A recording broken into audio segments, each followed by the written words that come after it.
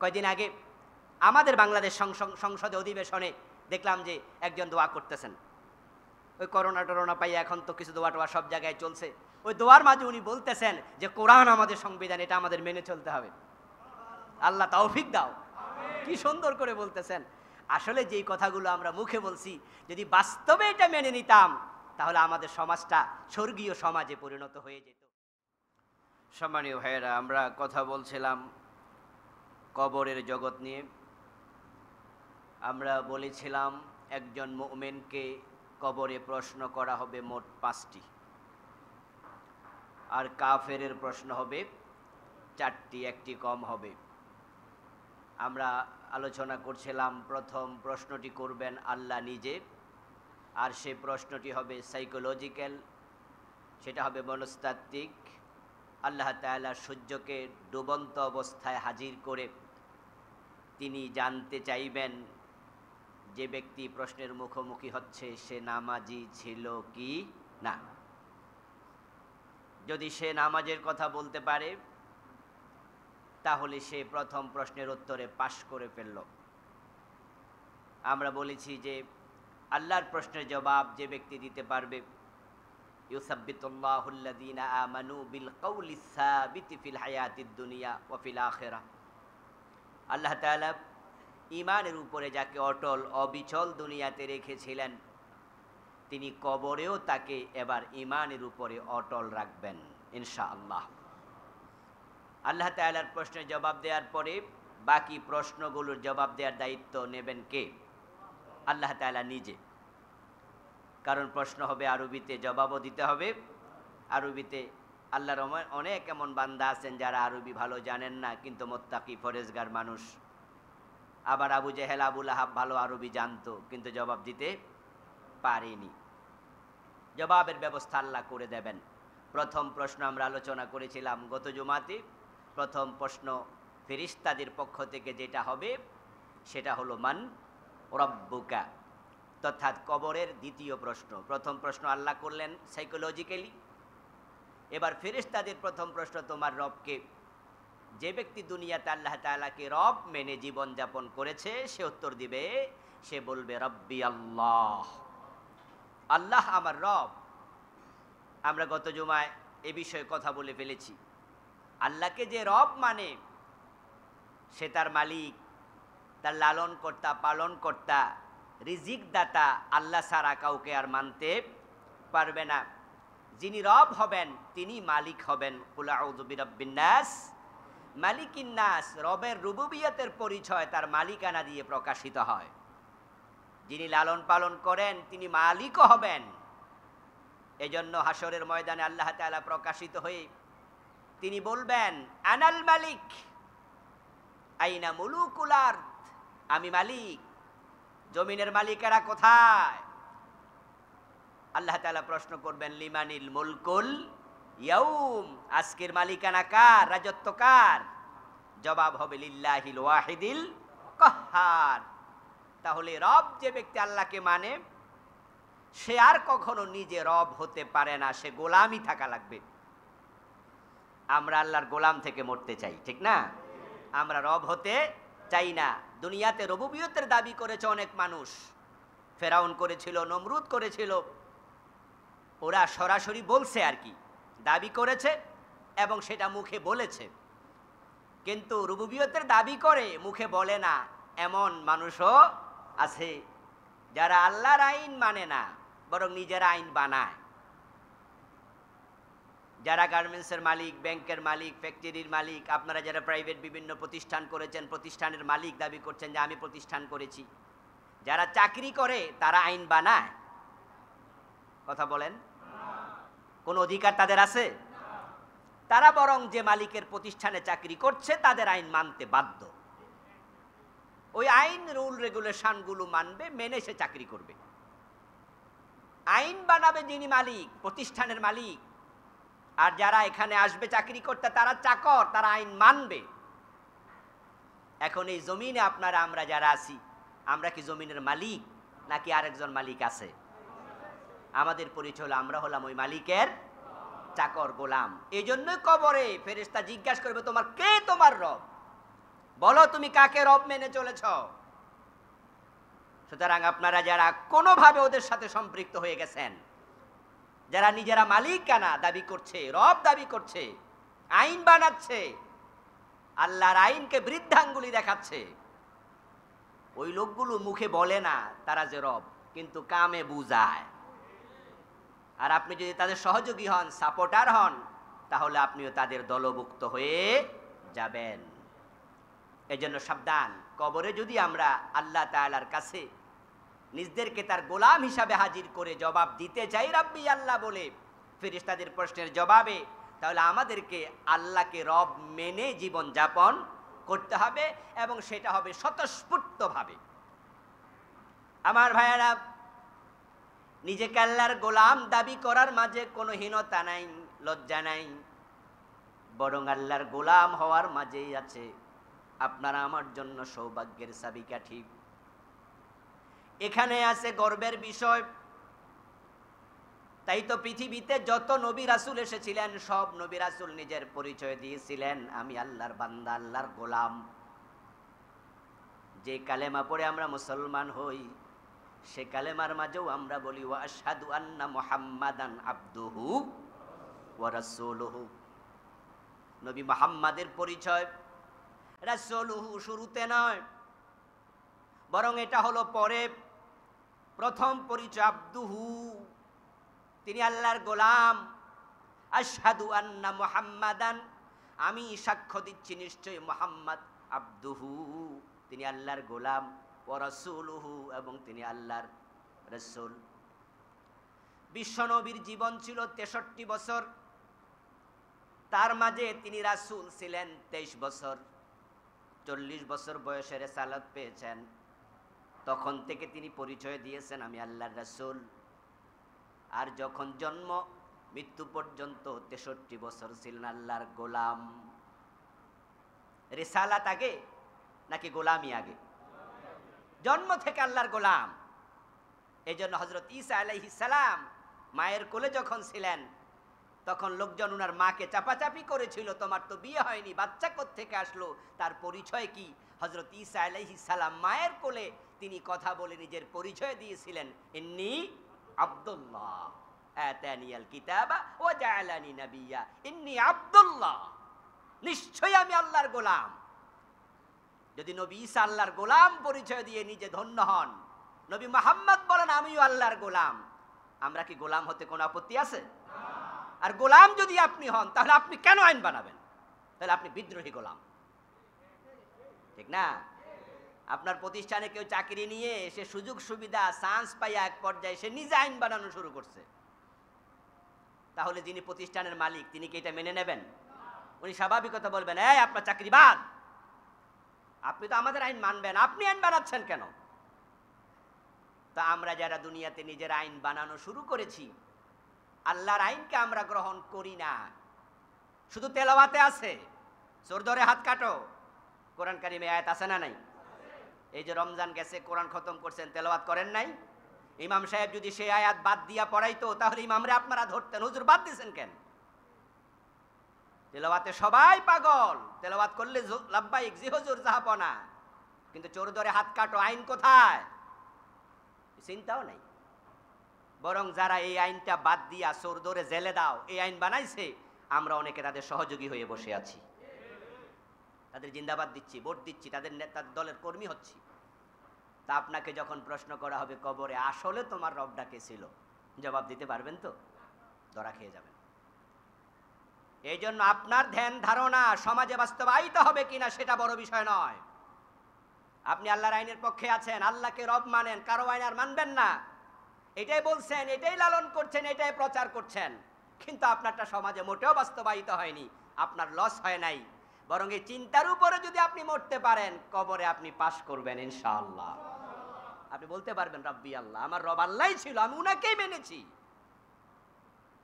2 number প্রশ্ন, আমার দিনুক, ফেরেশতা বলবে তোমার দিন কি? টোটাল প্রশ্নের মাঝে 3 নাম্বার আপনাকে প্রশ্ন করা হবে তোমার দিন কি? দিন যদি ইসলাম হয়, তাহলে আপনি বলে দেবেন দিন ইয়াল ইসলাম, আমার দিনের নাম হলো ইসলাম। দিন মানে কি? দিন মানে হলো জীবন ব্যবস্থা, লাইফ প্রেসক্রিপশন। দিনের অনেকগুলো অর্থ আছে, তার মাঝে এখানে এটাই হলো উদ্দেশ্য। দিন মানে হচ্ছে বিচার দিবস, মালিক ইয়াউমিদ্দিন, আল্লাহ তুমি বিচার দিবসের মালিক। এখানে দিন বলতে এটা বোঝানো হয় নাই। দিন মানে জাযা, প্রতিদান, কামা তাদিনু তুদান। দিনের অনেকগুলো অর্থের মাঝে কবরে যেটা উদ্দেশ্য হবে সেটা হবে আপনার জীবন ব্যবস্থা কি ছিল, ধর্ম নয়। গতানুগতিক ধর্ম বুঝলে আপনি ভুল করবেন ইসলামকে। ইসলাম অন্য অন্য ধর্মের মতো একটি ধর্ম, এই নিছক এই ধারণা আপনি ভুল করছেন। ইন্নাদ-দীন ইনদাল্লাহিল ইসলাম, লাইফ প্রেসক্রিপশন, টোটাল জীবন একবারে top to bottom, bottom to top, আপনার জন্মের পর থেকে আপনার মৃত্যু পর্যন্ত পুরা জীবন আপনি কিভাবে চালাবেন, একটা ব্যবস্থাপত্র, একটা সংবিধান, বিধিবদ্ধ কিছু বিধান আছে, ওই বিধানের নাম হলো ইসলাম। আল-ইয়াওমা আকমালতু লাকুম দীনাকুম, আল্লাহ তাআলা বলেন আমি তোমাদের এই দ্বীনকে পরিপূর্ণ করেছি। ইসলাম যদি হয় আপনার দ্বীন, আপনার দ্বীন কি অর্ধেক, 3 ভাগের 1 ভাগ, না 3 ভাগের 4 ভাগ, নাকি পুরা জীবন? আল-ইয়াওমা আকমালতু লাকুম দীনাকুম, তোমার দ্বীন পূর্ণ করে দিলাম। আলহামদুলিল্লাহ, এটা আমাদের সৌভাগ্য যে আমরা পরিপূর্ণ একটি দ্বীন পেয়েছি।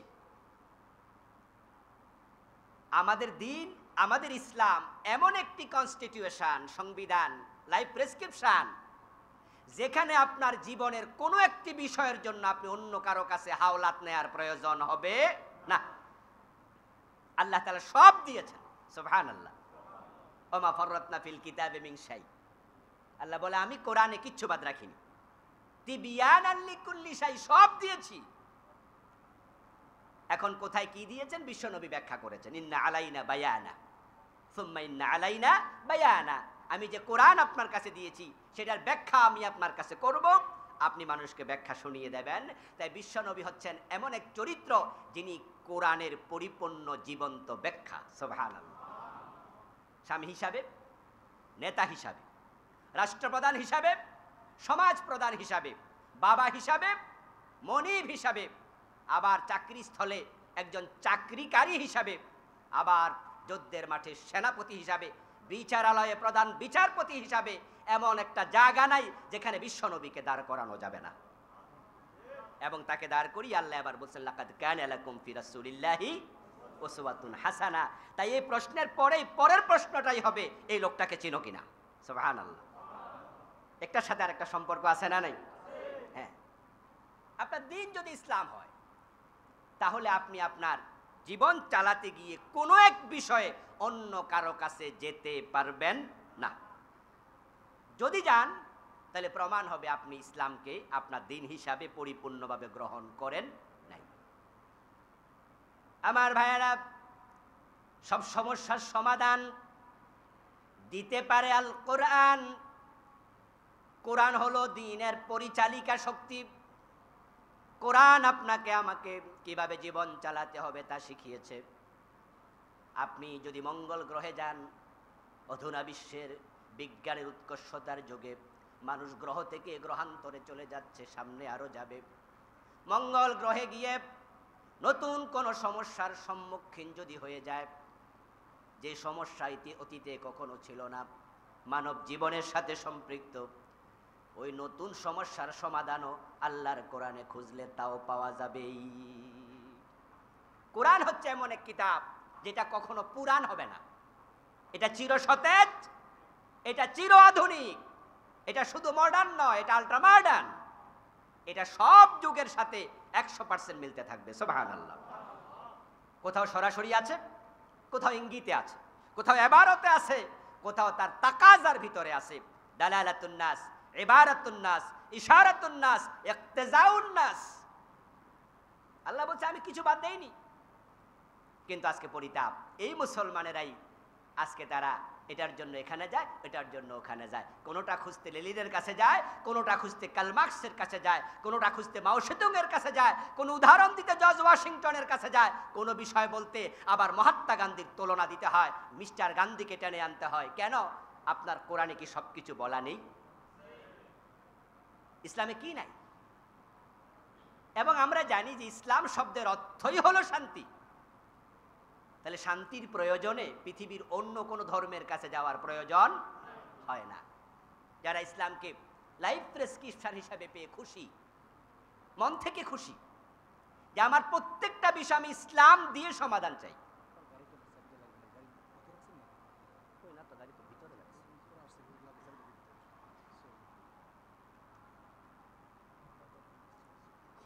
ইসলামকে পাওয়ার পরে যে ব্যক্তি খুশি হয়ে যায়, প্রতিটা বিষয়কে সে ইসলামের আলোকে সমাধান চায়। আপনারা দেখবেন, ওদিকে তাকানোর কিছু নেই, গাড়ির চাবি দিয়েছি মাত্র, আর কিছু না। আমার ভাইয়েরা দেখবেন কিছু লোক আছে, আপনি যদি ইসলামের কথা টেনে আনেন তাহলে মুখটা কালো করে বলে, আচ্ছা সব জায়গায় ইসলাম ঢোকাও কেন? এমন কথা বলার লোক আছে না? যে মনটা একটু খারাপ করে বলে, আচ্ছা সব জায়গায় ইসলাম টানো কেন? এই লোকগুলো ধরা খেয়ে যাবে। আর আপনারা যারা বলেন যে না সব জায়গায় ইসলাম লাগবে, আমরা যখন টয়লেটে যাই সেখানেও ইসলামের বিধি নিষেধ আছে না নাই? তো ইসলাম কই নাই? আপনি যখন থুতু ফেলবেন, ওই থুতুটা কোন দিকে ফেলবেন, কিভাবে ফেলবেন, ইসলামে সেটাও আছে না নাই? ডাক্তারের কাছে যাওয়ার পরে ডাক্তার কিছু ঔষধের নাম লিখে দেয়। ঔষধের নাম লিখে দেওয়ার পরে কোনটা কয়বার খাওয়া লাগবে, কখন খাওয়া লাগবে, খালি পেটে না ভরা পেটে, ওইটা সহ তার প্রেসক্রিপশনে লেখা থাকে। আপনি যদি চিকিৎসা চান তাহলে আপনাকে প্রেসক্রিপশনে ঔষধ যা লেখা আছে, যেইভাবে লেখা আছে, যখন যেভাবে খেতে হবে সবটা ফলো করতে হবে। আপনি প্রশ্ন তুলতে পারবেন না, ডাক্তার সাহেব খালি পেটে খাবো না ভরা পেটে খাবো, এসব আপনি বাদ দেন। ডাক্তার বলবে তাহলে আপনার ওষুধ আপনি খান, যান, আমার কাছে আসছেন কেন? আমরা যখন ডাক্তারের কাছে যাই তখন আমরা সবটা অনুসরণ করি। নিজের জীবনের চিকিৎসার জন্য, অসুখ সারার জন্য যদি ডাক্তারের প্রেসক্রিপশন মানতে হয়, আল্লাহ তাআলা একটি প্রেসক্রিপশন দিয়েছেন, সেটা হলো 30 পারা। আমাদের জন্য এই কনস্টিটিউশন থাকতে বলুন তো আর কোন সংবিধান কি মুসলমানের প্রয়োজন আছে? আদৌ নাই। এই বিশ্বাস নিয়ে আপনাকে মরতে হবে। ওয়া আতমামতু লাকুম নি'মাতি ওয়া রাদিতু লাকুমুল ইসলামা দীনা। আল্লাহ বলে এটা আমার নিয়ামত যেটা আমি তোমাদের জন্য পরিপূর্ণ করেছি। সুবহানাল্লাহ। আদম থেকে হযরত ঈসা আলাইহিস সালাম পর্যন্ত কোন নবীর ধর্ম পরিপূর্ণ ছিল না। আল্লাহ তাআলা বলেন আমাদেরকে লক্ষ্য করে, ওয়া আতমামতু লাকুম নি'মাতি ওয়া আতমামতু লাকুম, ও উম্মতে মুহাম্মাদি আমার নিয়ামত আমি তোমাদের জন্য পরিপূর্ণ করে দিয়েছি। সুবহানাল্লাহ। ওয়া রাদিতু লাকুমুল ইসলামা দীনা, শব্দের দিকে তাকান, আল্লাহ তাআলা কত চমৎকার ভাবে বলছেন, এবং তোমাদের জন্য ইসলামকে পরিপূর্ণ করে, এই নিয়ামতকে আমি সম্পন্ন করে, আমি ইসলামকে তোমাদের লাইফ প্রেসক্রিপশন হিসাবে দিয়ে আমি আল্লাহ খুশি হয়ে গেছি। কে খুশি হয়েছেন? ও রাদিতু, আমি আল্লাহ খুশি। এবার প্রশ্ন হলো আপনি পাইয়া খুশি তো? না, আপনার অনেকেই বেজার। হুজুর সব জায়গায় ইসলাম টানেন কেন? তাহলে যারা আল্লাহর খুশির সাথে খুশি হতে পারে নাই, কবরে প্রশ্নের জবাব দিতে পারবে না। এই জন্য ইসলামকে নিছক ধর্ম নয়, হিন্দু ধর্ম 12 মাসে 13 পূজা, ডেটস এনাফ। খ্রিস্টানদের ধর্ম তারা সপ্তাহে একদিন তাদের গির্জায় যাবে, ডেটস এনাফ। ইহুদিদের ধর্ম তারা একদিন সেনেগালে যাবে, সপ্তাহে একদিন, ডেটস এনাফ। আপনারা জেনে থাকবেন খ্রিস্টানরা ইবাদত করে শনিবার, ঠিক না? তাদের জন্য শনিবার হলো পুণ্যের দিন, হ্যাঁ, রবিবার। ও ইহুদিদের জন্য হলো শনিবার।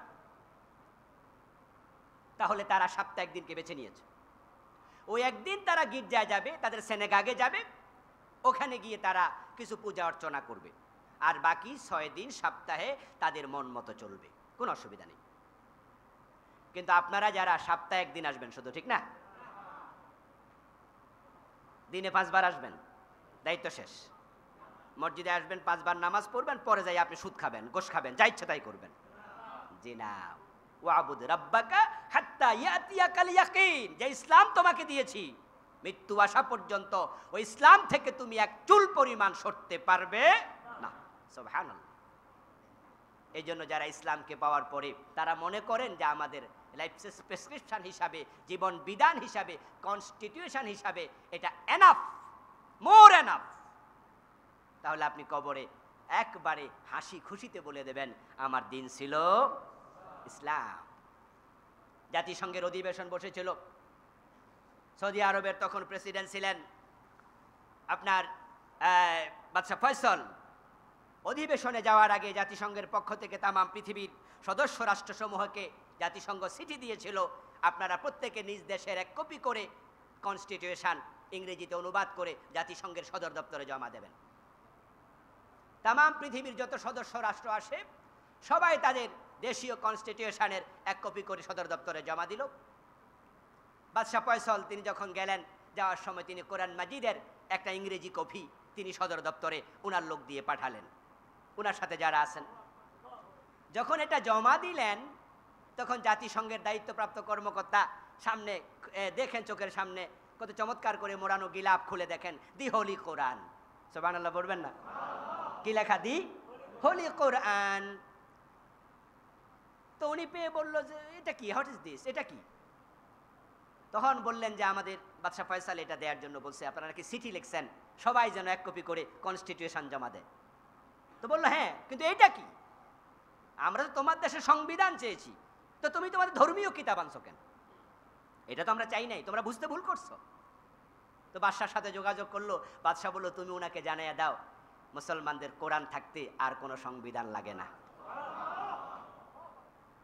এটা আমার শুধু ধর্মীয় কিতাব নয়, এটা আমার জীবনের প্রেসক্রিপশন, এটা আমার কনস্টিটিউশন। আমার ভাইয়ের আলহামদুলিল্লাহ, কয়েকদিন আগে আমাদের বাংলাদেশ সংসদে অধিবেশনে দেখলাম যে একজন দোয়া করতেছেন। ওই করোনা টরোনা পাই এখন তো কিছু দোয়া টোয়া সব জায়গায় চলছে, ওই দোয়ার মাঝে উনি বলতেছেন যে কোরআন আমাদের সংবিধান, এটা আমাদের মেনে চলতে হবে। আল্লাহ তৌফিক দাও। কি সুন্দর করে বলতেছেন। আসলে যেই কথাগুলো আমরা মুখে বলছি যদি বাস্তবে এটা মেনে নিতাম তাহলে আমাদের সমাজটা স্বর্গীয় সমাজে পরিণত হয়ে যেত, শান্তির পলকুধারা সমাজের পরতে পরতে প্রবাহিত হয়ে যেত এবং দুনিয়ায় শান্তি মিলত, কবরে প্রশ্নের উত্তর দেওয়ার ব্যবস্থাও হয়ে যেত। এখন আমরা দুনিয়াতে কে কি বলছে, কে কোন পথে চলছে এটার দিকে না তাকাইয়া কবরে নিজের প্রশ্নের জবাবের ব্যবস্থা নিজের করা দরকার আছে কিনা? প্রতিদিন কত মানুষ মারা যায় এটা কিন্তু আমরা আগে কোনোদিন শুনতাম না, টেলিভিশনে দেখাইতো না যে বাংলাদেশে এতজন মারা গেছে, কিন্তু করোনা আসার পরে এটা দিনে হাজার হাজার বার দেখায়। টোটাল মৃত্যুর সংখ্যা জানি না, কিন্তু করোনায় কয়জন মারা গেছে 30 জন 40 জন এরকম বলতেছে। ওই 40 জনের ভিতরে কি আগামী সপ্তাহে আপনার নামটা ঢুকতে পারে না? আমারটা পারে না? এখন কবরে যাওয়ার পর আপনার প্রশ্নের জবাব কি আপনার নেতা দেবে? অন্য কেউ ব্যবস্থা করবে? আপনাকেই দিতে হবে। এবং আমি বলেছি গত জুমার আলোচনায়, ওসমান ইবনে আফফান রাদিয়াল্লাহু তাআলা আনহু কাঁদতেন, কবরের পাশে দাঁড়িয়ে তিনি বলতেন এখানে যে ছাড়া পায় সে সামনে কোথাও ধরা পাবে না, সব জায়গায় ছাড়া পাবে, কোথাও ধরা খাবে না। আর কবরে যে ধরা খায় সামনে কোথাও ছাড়া পাবে না। আমি ওসমান জানি না কবর আমার সাথে কি আচরণ করে। এজন্য আমার ভাইয়েরা কবরের জবাবের ব্যবস্থা করুন। ভিন্ন চিন্তার অনেকে এখানে আছেন, থাকতে পারেন। আমি আপনার হাত ধরে বলছি, আপনার পা ধরে বলছি, আমার ভাই, প্রিয় ভাই, যদি আপনি কবরে জবাব দিতে চান তাহলে ইসলামকে আপনার জীবন ব্যবস্থা হিসাবে গ্রহণ করতেই হবে। আপনি জবাব দেবেন দিন আল ইসলাম, ইসলাম আমার দিন। এবার ফেরেশতা 3 নাম্বার প্রশ্ন করবে, কবরের প্রশ্নের 4 নং প্রশ্ন, ওমান হাদার রাজুল আল্লাযী বুইসা ফীকুম ওয়ামান নাবিয়ুক। বিভিন্ন শব্দে হাদিসে এসেছে ওই ব্যক্তিকে চিনো নাকি যাকে তোমার কাছে পাঠানো হয়েছে, তোমার নবী কে ছিল? ওমা হাদার রাজুল, এই লোকটা কে? আর রাজুল শব্দটি মারেফা, বাংলায় বলে নির্ধারিত, নির্দিষ্ট। তাহলে বোঝা যায় এমন একজন ব্যক্তিকে আপনার কবরে উপস্থাপন করা হবে, আপনাকে দেখানো হবে যেই লোকটা অনির্ধারিত কোনো ব্যক্তি নয়, উনি একজন নির্ধারিত ব্যক্তি। যাকে তোমার কাছে পাঠানো হয়েছিল নবী বানিয়ে, তুমি তাকে চিনো নাকি? যারা বিশ্ব নবীকে কবরে দেখে চিনবে তারা সাথে সাথে বলে দেবে হাদা নবিয়ুনা মুহাম্মাদুর রাসূলুল্লাহ, হাদা মুহাম্মাদুর রাসূলুল্লাহ, উনি আমাদের রাসূল, তিনি আমাদের নবী। আপনাদের কাছে এবার আমি একটু জানতে চাই, মেহেরবানি করে বলুন তো, রাসূলকে আমরা কি দেখছি এভাবে? কেউ হয়তো স্বপ্নযোগে দেখেছেন, আর স্বপ্নযোগে দেখা এটা এক এক সুরত এক একজন দেখে। যে ব্যক্তির ঈমান যত স্ট্রং তার দেখার সুরত তত উত্তম। যদি কেউ দেখে তবে বিশ্বনবী ঈমানের তাকত খুব বেশি শক্তিশালী, রাসূলকে আপনি মুজাহিদের সুরতও দেখতে পারেন, যে যুদ্ধের মাঠে তিনি যাচ্ছেন। এক একজন এক একভাবে দেখে। কিন্তু বিশ্বনবীকে কবরে উপস্থাপন করা হবে উনার অরিজিনাল সুরত, যেটা বাস্তবে তিনি যা একজন নবী মুহাম্মদুর রাসূলুল্লাহকে দেখানো হবে। এখন আমরা তো চিনি না, দেখিনি, এখন দেখে কবরে জবাবটা দেব কিভাবে? উত্তর একটাই, জবাবের ব্যবস্থা করবেন কে? আল্লাহ। তিনি আপনাকে চিনিয়ে দেবেন, আপনি বুঝবেন তিনি আপনার নবী। এখন রাসূলকে কিভাবে দেখানো হবে আল্লাহু আলাম, আল্লাহ ভালো জানেন। আজকে বিজ্ঞানের উৎকর্ষতার কারণে আমরা জানি, আমরা দেখি আমেরিকার হোয়াইট হাউসে যখন ডোনাল্ড ট্রাম্প বক্তব্য দেয় তখন আমরা ঘরে বসে তাকে আমাদের টেলিভিশন চ্যানেলে দেখতে পাই। টেলিভিশনের কর্নারে লেখা ওঠে LIV, লাইভ। এর মানে আপনি যা দেখছেন এটা কপি করা নয়, এটা ভিডিও নয়, এটা ডাইরেক্ট, এটা সরাসরি হোয়াইট হাউসে আপনি সরাসরি দেখছেন। কোথায় আমেরিকা, কোথায় বাংলাদেশ? ডোনাল্ড ট্রাম্পকে যদি আপনি বাড়িতে বসে এবার সরাসরি দেখতে পান, আমার আল্লাহ কি আরো হাজার গুণ উত্তম পন্থায় মদিনার নবী মুহাম্মদুর রাসূলুল্লাহ সাল্লাল্লাহু আলাইহি সাল্লামকে আমাদের কবরে দেখানোর ব্যবস্থা করার ক্ষমতা আল্লাহর আছে কিনা? তিনি কিভাবে দেখাবেন তিনি ভালো জানেন। এমনও তো হতে পারে যে কবরে আপনি আছেন, যেখানে আপনাকে বসিয়ে প্রশ্ন করা হচ্ছে, ওই কবরের মাটি আর মদিনার মাঝখানে যে মাটি আছে আল্লাহ সরাইয়া দেবেন। যে নবী মুহাম্মদ উনি মদিনা আছেন, আপনিও বাংলাদেশে আছেন, মাঝখানে দূরত্বটা নাই। আল্লাহ বলবো উনি কে? সুবহানাল্লাহ। ফেরেশতা বলবো উনি কে, চিনো নাকি? এখন আপনি রাসূলকে দেখবেন, চিনতে হবে। চেনার জন্য আপনাকে রাসূলকে অনুসরণ করতে হবে, সেই তো চিনবে যে রাসূলকে মানবে। এই জন্য বিশ্বনবী মুহাম্মদুর রাসূলুল্লাহ সাল্লাল্লাহু আলাইহি ওয়াসাল্লামকে পাওয়ার পরে আমরা দুনিয়াতে উনাকে ছাড়া আর কাউকে একচ্ছত্র আনুগত্যের অধিকারী, একচ্ছত্র অনুসরণের মালিক আর কাউকে আমরা মনে করতে পারি না। নবী মুহাম্মদুর রাসূলুল্লাহ সাল্লাল্লাহু আলাইহি ওয়াসাল্লাম হলেন একমাত্র মডেল, একমাত্র আইডল। কিন্তু পরিতাপ, ওনার মতো আইডল পাওয়ার পরেও, মডেল পাওয়ার পরেও আমরা কিন্তু অমকের সৈনিক তমকের সৈনিক হওয়াতে ব্যস্ত। আমি অমকের আদর্শে উজ্জীবিত, আমরা অমকের আদর্শের সৈনিক, এমন কথা বলার মতো মুসলমানের সন্তান আছে কিনা? কেন আপনি এটা হবেন? আপনি যাকে মডেল মানলেন, নেতা মানলেন, যার আদর্শ বাস্তবায়নের কাজ করছেন, যদি প্রশ্ন করা হয় আপনার নেতা কি মদ পান করতো না কিছু জানেন আপনি? নিশ্চিত করে বলুন।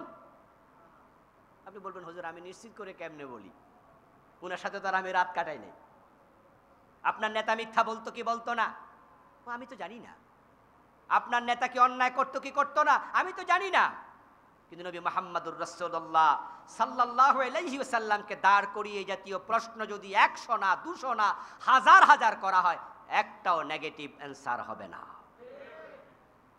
তাহলে এমন একজন ব্যক্তিকে আপনি আপনার লিডার হিসাবে পেয়ে, উসওয়া কদওয়া হিসাবে পেয়ে আপনি অন্য কাউকে লিডার মানেন কেন?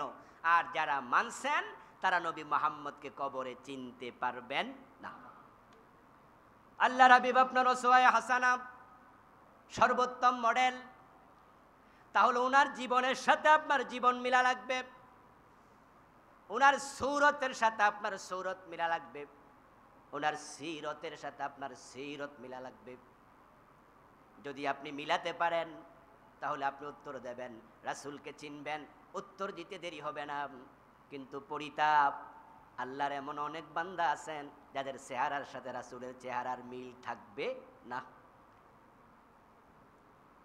আল্লাহর হাবিবকে যখন কবরে দেখবেন, বলুন তো রাসূলের মুখে দাড়ি আছে না নাই?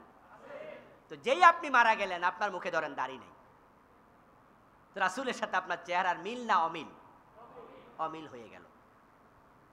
আল্লাহর হাবিব সাল্লাল্লাহু আলাইহি সাল্লামের একটা সুন্নাহ সাথে যাবে, সে সুন্নার নাম হলো দাড়ি, লেহিয়া। আমরা মেসওয়াক করি, মেসওয়াক কি সাথে যায়? আমার মাথায় পাগড়ি আছে, এটাও একটা সুন্নার অংশ। এটা সুন্নাতুল লিবাস, এটা পোশাকের সুন্নাহ। আমি মরার পরে কি এটা দেবে? আমাদের মাথায় টুপি আছে না, মৃত্যুর পরে টুপি দেবে? গায়ে পাঞ্জাবি আছে, এটা দেবে? কিন্তু দাড়িটা সাথে যাবে। একটা সুন্নাই সাথে যায়, সেটা হচ্ছে দাড়ি। কিন্তু এটা মানছেন না। এইভাবে কত সুন্নাহ জীবনে আপনি নেননি, আল্লাহর হাবিব জানিয়েছেন। এই জন্য বিশ্বনবীকে অনুসরণ করতে হবে পদে পদে, কদমে কদমে। রাসূল সাল্লাল্লাহু আলাইহি ওয়াসাল্লাম সাহাবী, ইসলামের দ্বিতীয় খলিফা ফারুক আযম ওমর রাদিয়াল্লাহু তাআলা আনহুর ছেলে আব্দুল্লাহ ইবনে ওমর রাদিয়াল্লাহু তাআলা আনহুমা মরুভূমিতে এক গাছের নিচে শুয়ে আছেন। কোন এক কাফেলা যাওয়ার পথে উনাকে দেখলো, চিনতে পারলো আমিরুল মুমিনিন ওমরের ছেলে। হুজুর, আপনি এখানে কি করছেন? মরুভূমির মাঝে গাছতলা শুয়ে আছেন। আব্দুল্লাহ ইবনে ওমর রাদিয়াল্লাহু তাআলা আনহুমা বলছেন, না কিছু করছি না, একটু শুয়ে আছি। কোথায় গিয়েছেন? বলে কোথাও যাই নাই, এখানে একটু শোয়ার জন্য আসছি। উনারা অবাক হলেন, হুজুর বুঝলাম না, বাড়িতে শোয়ার জায়গা নাই নাকি? আপনি মরুভূমির মাঝে শুইতে আসছেন। তিনি বললেন, আজকে আমার কোনো কাজ কাম নাই, একটু ফ্রি আছি। শুনেছিলাম কোন বিশ্বনবী মুহাম্মদুর রাসূলুল্লাহ সাল্লাল্লাহু আলাইহি সাল্লাম কোন এক সফরে যাওয়ার পথে এই গাছের নিচে একটু বিশ্রাম নিছিলেন, তাই আমি আমার দেহে ওই মাটিটা লাগাইতে আসছি। এটা সুন্নাহ না, এটা ওয়াজিব না, এটা ফরজ না, এটা মুহাব্বত। এটা কি? মুহাব্বত। যে বিশ্বনবীকে কিভাবে অনুসরণ করতেন। ওনার সামনে এক ব্যক্তি হাসি দিল, হাসি দিয়ে পড়ল আলহামদুলিল্লাহ সুম্মা সালাতু আলা রাসূলিল্লাহ। আব্দুল্লাহ ইবনে ওমর বলেন, মা হিয়া রাজুল, মা হিয়া আব্দুল্লাহ, হে আব্দুল্লাহ থাম। আলহামদুলিল্লাহ বলেছো ঠিক আছে, কিন্তু সুম্মা সালাতু আলা রাসূলিল্লাহ ওয়াস সালাতু আলা রাসূলিল্লাহ, এরপরে তুমি রাসূলের উপর দুরূদ পড়েছো, কেন তুমি করেছো? থামো। ওই ব্যক্তি বলে, হে আব্দুল্লাহ ইবনে ওমর, আলহামদুলিল্লাহ মানে আল্লাহর প্রশংসা, রাসূলের উপর সাথে একটু দুরূদ যোগ করে দিলাম, অসুবিধা কি? ইবনে ওমর বলেন, বিশ্বনবীকে অনুসরণ করতে হবে বুঝে শুনে, কদমে কদমে, বেশিও না কমও না। উনি শুধু আলহামদুলিল্লাহ শিখাইছে হাসি বলে, দুরূদ পড়তে শিখায় নাই, সুতরাং এটাও করা যাবে না। তিনি যা করেছেন তা ছাড়া যাবে না, তিনি যা করেননি তা করা যাবে না। আমরা যারা এই চিন্তায় আগাচ্ছি, এরপর আমরা মানুষ, কিছু ভুল ত্রুটি আমাদের হয়ে যাবে, কিন্তু আমরা চিন্তার ক্ষেত্রে কোনো আপোষ করি না। কর্মে ভুল হয়ে যায়, চিন্তায় কোনো ভুল হওয়া যাবে না। যারা বিশ্বনবী মুহাম্মদুর রাসূলুল্লাহ সাল্লাল্লাহু আলাইহি ওয়াসাল্লামকে একমাত্র অনুকরণীয় আদর্শ গ্রহণ করলেন, সব জায়গায় উনাকেই মেনে চলছেন, আপনি উনাকে দেখে উত্তর দিতে পারবেন নবী মুহাম্মদুর রাসূলুল্লাহ সাল্লাল্লাহু আলাইহি সাল্লাম বলে। হয়ে গেল ফেরেশতার 3টি প্রশ্নের জবাব শেষ। আল্লাহ তাআলার প্রশ্নের জবাবে পাস, ফেরেশতার 3 প্রশ্নের জবাবেও পাস, 4টা প্রশ্ন হয়ে গেল। ফেরেশতারা এবার আনন্দে আরেকটি প্রশ্ন করে বসবেন। ওয়া মা ইউদরিক, সুনান আবু দাউদে এসেছে, আল্লাহর হাবিব বলেন ফেরেশতার পরবর্তী প্রশ্ন 4 নাম্বার প্রশ্ন হবে, এত চমৎকার করে জবাব দিলে আল্লাহর বান্দা, এই জবাবগুলো তোমাকে কে জানাইছে, তুমি কোথায় পেয়েছো? সুবহানাল্লাহ।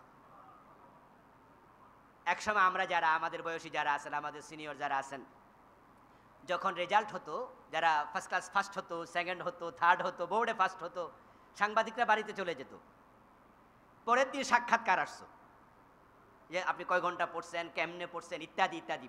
এগুলো আনন্দের বিষয়। টেলিভিশনে সাক্ষাৎকার আসতো। আর এখন তো A+B+ হওয়ার কারণে এসব মজা আর নাই। যখন 3টি প্রশ্নের জবাব আপনি পারবেন, ফেরেশতারা 4র্থ প্রশ্ন করে বসবে, ওয়া মা ইউদরিকা, এই চমৎকার উত্তর তুমি পাইলা কই? ব্যক্তি জবাব দেবে, ক্বারাআতু কিতাব আল্লাহ ফাআমানতু বিহি ওয়া সাদ্দাকতু বিমা ফি, আমি আল্লাহর কোরআন পড়েছি, তার উপর বিশ্বাস করেছি, যা আছে সব সত্যায়ন করেছি। সুবহানাল্লাহ। ফেরেশতার 4 নাম্বার প্রশ্নে এখানে একটা ইঙ্গিত আছে। ফেরেশতার প্রশ্নের জবাব যারা দিতে পারবেন, এই জবাব দেওয়ার জন্য তাদেরকে আল্লাহর কোরআন পড়তে হবে। 4 নাম্বার প্রশ্নের জবাব, ক্বারাতু কিতাব আল্লাহ, আমি আল্লাহর কিতাব পড়েছি, ফাআমানতু বিহি, শুধু পড়ি নাই, আমি এই কিতাবের উপর বিশ্বাসও রেখেছি। এখন আমাদের দেশে কিতাব পড়ার লোকের অভাব নাই, কিন্তু প্রকৃত বিশ্বাসীর অনেক অভাব।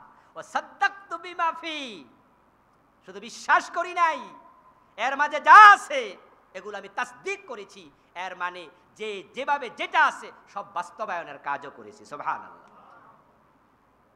এখন যারা উত্তর দিতে চান ফেরেশতাদের জবাবে, তাদেরকে কোরআন পড়তে হবে, কোরআনের সকল বিধান বিশ্বাস করতে হবে, সমাজে এগুলো দেশে, রাষ্ট্রে, পরিবারে, ব্যক্তি জীবনে প্রয়োগ করার চেষ্টাও করতে হবে।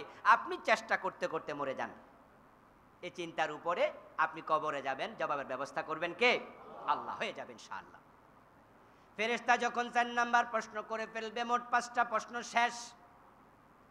নাদা মুনাদিম মিনাস সামা ফায়াকুলু, আল্লাহ তাআলা আকাশ থেকে ডাকবেন, ডেকে বলবেন, আন সাদাকা আবদি, ও ফেরেশতারা আমার বান্দাকে আর প্রশ্ন করো না, তার সাথে আর কথা বলে তাকে কষ্ট দিও না। আন সাদাকা আবদি, বরং আমার বান্দা যা বলেছে সব কথাগুলো সে সত্যই বলেছে। সুবহানাল্লাহ।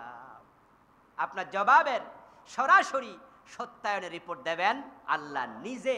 আন সাদাকা আবদি, আবদি মানে আমার বান্দা। আল্লাহ যাকে বলে আমার বান্দা, তার মতো সৌভাগ্যবান আর কেউ নাই। কারণ আল্লাহর বান্দা হবে যে আল্লাহর জান্নাত পাবে সে। ফাদখুলি ফি ইবাদি ওয়াদখুলি জান্নাতি। আল্লাহ যদি কাউকে বলে আমার বান্দা, এর মানে হলো আপনার জান্নাত নিশ্চিত। এবং এই শব্দটা অনেক দামি শব্দ। আল্লাহ নিজে বলবে আমার বান্দা, এটা বিশ্বনবীকে বলেছে। সুবহানাল্লাযী আসরা বিআবদিহি লাইলাম মিনাল মাসজিদিল হারাম। সেখানে আল্লাহ নবী মুহাম্মদ শব্দ বলে নাই, নবী বলে নাই, রাসূল বলে নাই, বলছে আবদিহি, আল্লাহর বান্দা। এই জন্য আল্লাহ যখন বলবেন সাদাকা আবদি, থামো, আর প্রশ্ন দরকার নাই, আমার বান্দা ঠিক বলেছে। ফালবিসুহু মিনাল জান্নাহ ওয়াফরিশুহু মিনাল জান্নাহ ওয়াফতাহু লাহু বাবান ইলাল জান্নাহ।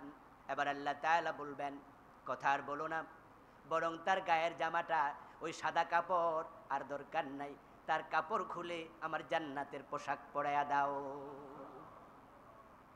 ফাফরিশুহু মিনাল জান্নাহ, মাটির বিছানা তার জন্য বড় বেমানান, আমার বান্দার কবরে জান্নাতের বিছানা বিছায়া দাও। ওয়াফতাহু লাহু বাবান ইলাল জান্নাহ, এই ছোট্ট সংকীর্ণ কবর নয়, অন্ধকার কবর নয়, জান্নাতের দিকে দরজা খুলে দাও। কবরটাকে এত বড় করা হবে, আল্লাহর হাবিব বলেন মাদ্দাল বাসার, তার চোখের দৃষ্টি সীমা যতটুকু যাবে তার কবর তত বড় হবে। কবরের দিকে জান্নাতের দরজা খুলে দেয়া হবে, জান্নাতের বাতাস আসতে থাকবে, জান্নাতের সুগন্ধ ঢুকতে থাকবে। ফেরেশতারা আপনাকে জান্নাতের পোশাক পরিয়ে, জান্নাতের বিছানা বিছিয়ে, জান্নাতের দিকে দরজা খুলে দিয়ে এবার বের হয়ে যাবে। যাওয়ার সময় বলবেন নাম কানাউমাতিল আরুস। সুবহানাল্লাহ পড়েন। আল্লাহর বান্দা, জান্নাতের এই বিছানায় জান্নাতের পোশাক পরে তুমি ঘুমিয়ে যাও, এক ঘুমে কিয়ামত হয়ে যাবে। সুবহানাল্লাহ। আর যারা বিপরীত আছে, ফায়াকুলু হা হা লা আদরি, ফাসিক, পুজ্জার, পাপিষ্ঠ, আল্লাহকে রব মানে নাই জীবনের সব জায়গায়, ইসলামকে দিন হিসাবে গ্রহণ করে নাই, কিছু করেছে কিছু করে নাই। মনে রাখবেন, কিছু করে ইসলাম, কিছু বাদ দিয়ে মোমেন হওয়া যাবে না। আল্লাহ তাআলা যা বলেন সেটা এমন ভাবে বলেন, এর মাঝে কোনো রকমের ডিসকাউন্ট আর থাকে না, পার্সেন্টেজ নেওয়ার সুযোগ নেই। অজুর 4 ফরজ, 3 ফরজ মানবেন, 1 ফরজ করবেন না, ওই 3 ফরজের 1 আনা দামও নাই। নামাজের ভিতরে আরকান হাকাম 13 ফরজ, 12টা মানছেন, একটা মানেন নাই, ওই 12টার 1 আনা দামও নাই। কোরআনের আয়াত সংখ্যা 6236, যদিও 6666 একটা কথা আছে, এই বক্তব্য আছে, এটা দুর্বল একটি কথা, যদিও এটা বেশি প্রচার হয়েছে আর কি। এই যে 6000-এর বেশি আয়াত সব মানলেন, 1 আয়াত মানেন নাই, ঈমান আছে না গেছে? তা আপনি আল্লাহকে সব জায়গায় রব মানছেন, 1 জায়গায় মানেন নাই, এ মানার 1 আনা দামও নাই। যারা মেনেছেন আলহামদুলিল্লাহ, মানেননি তো ধরা খেয়ে গেলেন। মান রাব্বুকা ফায়াকুলু হা হা লা আদরি, সে বলবে আমার রবকে আমি তো জানি না। ফেরেশতা প্রশ্ন করবে ওমান দীনুক, দিন কি? ফায়াকুল হা হা লা আদরি, সে বলবা আমি তো জানি না। প্রশ্ন করবে লোকটাকে চিনো? ওমান নবিয়্যুক, কে তোমার নবী? ওমান হাযার রাজুল আল্লাযী বুইসা ফীকুম, হা হা লা আদরি, সে দেখবে বিশ্ব নবীকে, চিনতে পারবে না। কেমনে চিনবে? চিনার তো কথাও না, দাড়ি তো নিজে রাখে নাই, উল্টা দাড়িওয়ালা লোক দেখলে টিপ্পনি কাটে, এমন জালেম আছে কিনা? দাড়ি রাখছে মেয়ে বিয়ে দেয় না, এমন মেয়ে আছে দাড়িওয়ালা স্বামীর কাছে বিয়ে বসে না। দাড়ি রাখার কারণে তার গার্মেন্টসে, ফ্যাক্টরিতে, অফিসে চাকরি দেয় না, এমন জালেমও আছে না নাই? আল্লাহ আল্লাহ আল্লাহ আল্লাহ, শুধু দাড়ি রাখার অপরাধ চাকরিটা চলে গেছে। মাদ্রাসায় পড়ছে চাকরি দেয় না, মাদ্রাসার সার্টিফিকেট চাকরি দেয়নি। ইন্টারমিডিয়েট কলেজে, পরবর্তী জীবন ইউনিভার্সিটি, শুধু দাখিলটা মাদ্রাসায়, ওই দাখিলের সার্টিফিকেট দেখে চাকরি থেকে বের করে দিয়েছে, ইন্টারভিউ থেকে, সরি আমরা মাদ্রাসার হুজুর নেই না। আপনার কাছে টুপি এত ঘৃণিত, দাড়ি এত অপছন্দের, ইসলাম শুনলে আপনি আটকে ওঠেন, আবার আপনি রাসূলকে দেখে চিনবেন, কোয়াইট ইম্পসিবল, অসম্ভব। এই জন্য যদি কবরে রাসূলকে চিনতে চান, রাসূলের আদর্শ গ্রহণ করা দরকার আছে নাকি না? হ্যাঁ, ইসলামের সাথে মহাব্বত লাগান।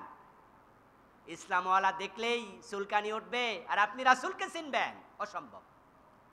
হা হা লা আদরি, জানি না। প্রশ্নের জবাব দিতে যখন ব্যর্থ হবে, ফেরেশতার 3টি প্রশ্ন পারে নাই আল্লাহর। প্রথম প্রশ্ন মনস্তাত্ত্বিক, সেটাও পারে নাই।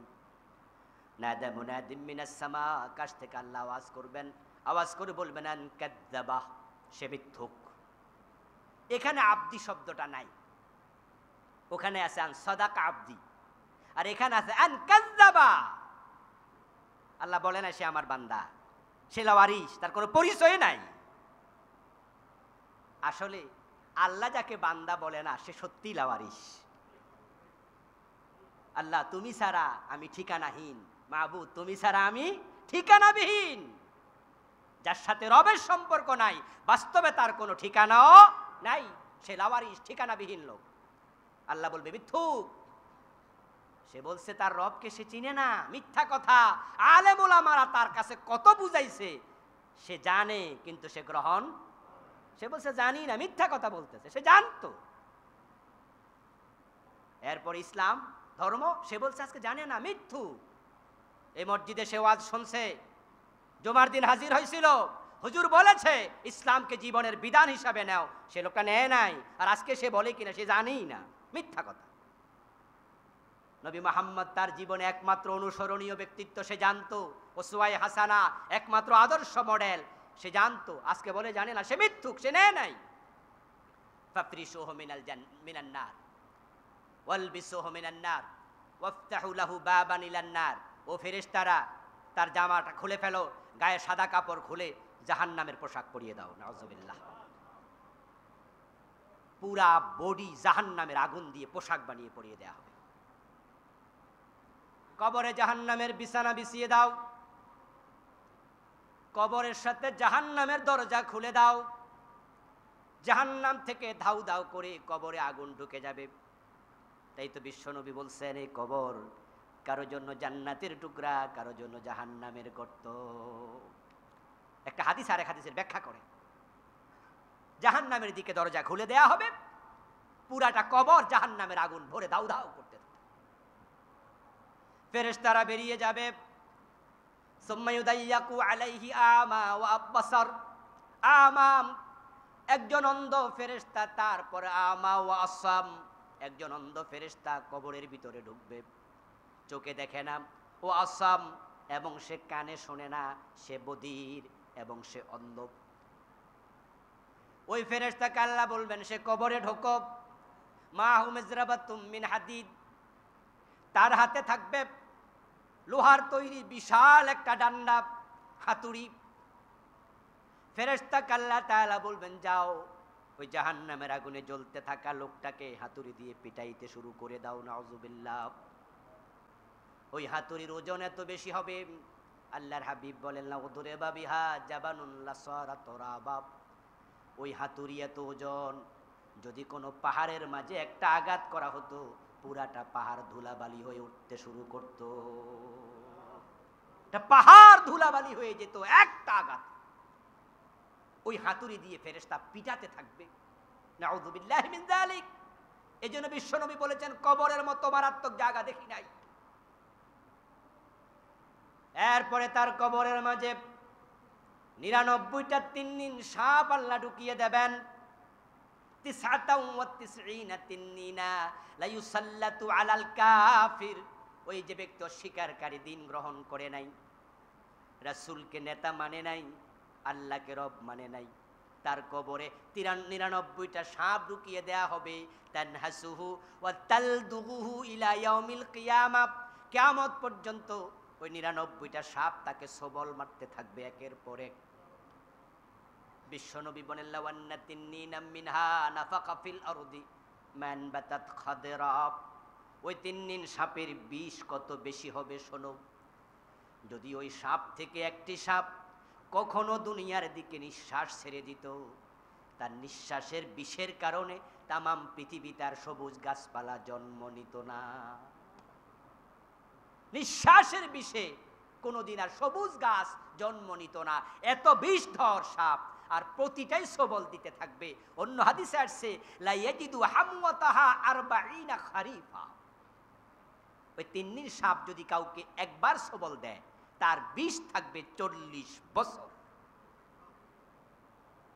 আর 99টা একসাথে সবল দিতেই থাকবে, কঠিন আযাব চলতে থাকবে। নাউযুবিল্লাহি মিন যালিক। এই জন্য যারা আমাদের আপনজন কবরে গেছে, তাদের জন্য বেশি বেশি দোয়া করুন। আমরা জানি না কে কি হালাতে আছে। যারা বিপদে পড়ে গেছে, জীবিত মানুষের দোয়া তাদের উপকারে আসবে।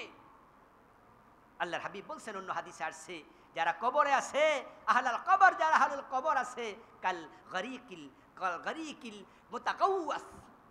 একজন মানুষ যখন সমুদ্রে ডুবে যায়, লঞ্চ ডুবে যায়, লঞ্চ ডুবে গেলে যারা ডুবে গেছে মানুষগুলো লঞ্চের সাথে পড়ে গেছে, তারা বাঁচার জন্য যে প্রচেষ্টা চালায়, ঠিক ওই ডুবন্ত ব্যক্তির মতোই কবরের মানুষগুলো ইয়ান্তাযিরু দাওয়াতান তালহাকুহু মিন আবিন আও উম্মিন আও সাদিকিন আও আখিন আও সাদিকিন। আল্লাহর হাবিব বলছেন, যারা সমুদ্রে ডুবে যায়, আমরা এটা শুনেছি, আমরা বুঝবো না, আমরা তো ডুবিনি। সমুদ্রের স্রোত কি টান, আল্লাহু আকবার কবীরা। যারা গিয়েছেন নদীতে, সমুদ্রে দেখবেন, নদীতে নাই সমুদ্রে এগুলো আছে। আমি ভারত মহাসাগরে নেমেছিলাম, একটুকু পানি পর্যন্ত আমি দেখেছি যে কিভাবে ঢেউ টান দেয়। আল্লাহু আকবার কবীরা। সাঁতার যেন কুলানো যায় না। তা আপনার বিশ্বনবী বলছে, ওই ব্যক্তি যেমন যা পায় তা ধরে বাঁচতে চাইবে, খড়কুটা পাক, যেটাই পাক, সে চাইবে কিভাবে বাঁচা যায়। কবরের মানুষটা ঠিক তার মতো, সে চাইবে একটু দোয়া নিয়ে আসে। ইয়ান্তাজিরু দাওয়া। সে অপেক্ষা করে, হায় রে, আমার আমল দিয়ে তো আমি সারা পাইলাম না। আমার মা, আমার বাবা, আমার ভাই, আমার বন্ধু কেউ কিনা বলে, আল্লাহ তুমি আমার বাবাকে ক্ষমা করে দাও, আমার মাকে ক্ষমা করে দাও, আমার ওই ভাইটাকে ক্ষমা করে দাও, আমার দোস্তটাকে আল্লাহ ক্ষমা করে দাও, আল্লাহ আমি তার পক্ষ থেকে 10টা টাকা সাদাকা করলাম, আল্লাহ সওয়াবটা তার কাছে পৌঁছিয়ে দাও।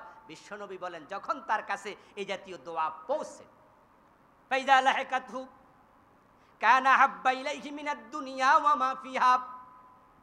আপনার পক্ষ থেকে সামান্য দোয়া যখন তার কবরে পৌঁছানো হবে, বিশ্বনবী বলেন, তামাম দুনিয়া যত সম্পদ আছে, সবটা সম্পদ একজন ব্যক্তিকে দান করলে যত খুশি হয়, ওই সামান্য দোয়া পেয়ে কবরের মানুষটা আরো বেশি খুশি হয়ে যায়। এই জন্য আপনজনের জন্য বেশি বেশি দোয়া করুন। ইন্নাল্লাহ সুবহানাহু ওয়া তাআলা লা ইউদখিলু আলা আহলিল কুবুর মিন দুআই আহলিদ দুনিয়া আমসালাল জিবাল। বিশ্বনবী বলছেন, দুনিয়ার মানুষ যখন ছোট্ট একটু দোয়া করে, মৃত ব্যক্তির পক্ষ থেকে 1টা টাকা সাদাকা করে, আল্লাহ ওটাকে পাহাড় পরিমাণ বানায়া কবরে পৌঁছিয়ে দেয়। আপনি করেছেন সামান্য, আল্লাহ দেবে অনেক বড় করে। এজন্য আসুন আমরা আমাদের কবরকে জান্নাতের টুকরা বানাতে চাই। যেইভাবে দুনিয়ার জীবনটা সাজালে কবর জান্নাতের টুকরা হয়, ওইভাবে আল্লাহ আমাদের জীবন সাজানোর তৌফিক দান করুন, বলুন আমিন। হাযা মা ইনদি ওয়াল ইলমু ইনদাল্লাহ। ওয়াসসালামু আলাইকুম ওয়া রাহমাতুল্লাহ।